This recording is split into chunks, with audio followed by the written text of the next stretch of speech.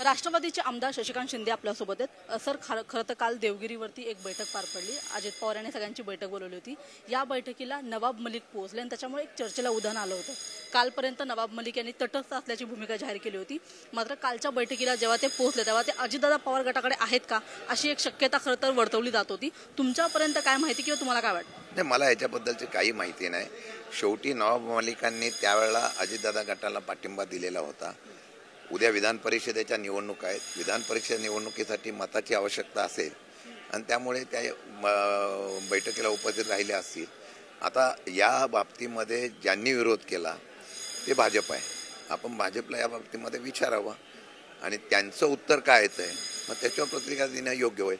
कारण ज्यांचा आमचा कधी आम्ही एकत्र असताना बरोबर आम्ही होतो आणि त्यांच्याबद्दल आमच्या भूमिका सांगण्याची गरजच नाही। पण सर, जशा पद्धतीने नवाब मलिक यांना भाजपने विरोध केला, देवेंद्र फडणवीस यांनी स्वतः एक पत्र जाहीर केलं होतं आणि त्यांनी महायुतीमध्ये सहभागी होण्यावरून त्यांनी एक नाराजी व्यक्त केली होती।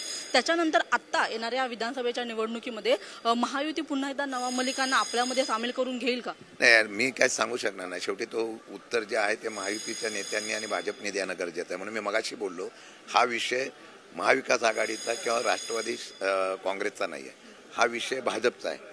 भाजपने याच्यावर त्यांची किंवा देवेंद्र फडणवीस किंवा त्यांच्या प्रवक्त्यांनी याच्यावर स्टेटमेंट द्यावं।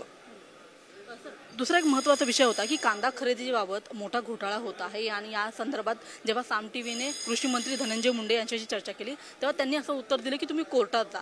एखाद्या कृषी मंत्र्याने कांद्याच्या संदर्भातल्या अशा पद्धतीने विधान करणं तुम्ही कसं बघता?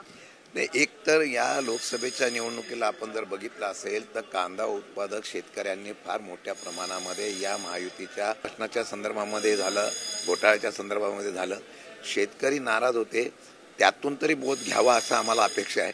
परंतु मला वाटतं की त्यांनी सांगितलं असेल तर कोर्टात जा, मला ते योग्य वाटत नाही। शेवटी मंत्री म्हणून त्यांनी त्याच्याबद्दलचं क्लेरिफिकेशन करणं किंवा त्याच्यामध्ये लक्ष घालणं गरजेचं आहे। दुसरा एक महत्त्वाचा विषय होता की केंद्र सरकारकडून ज्या सगळ्या कारखान्यांना मदत केली जाते त्याच्यामध्ये शरद पवार गटाच्या खरं तर आमदारांना त्यांनी कुठेही त्यांना त्याच्यामध्ये नाव समाविष्ट करून घेतलं नाही। कुठेतरी अन्याय होतो असं वाटतंय? 100%।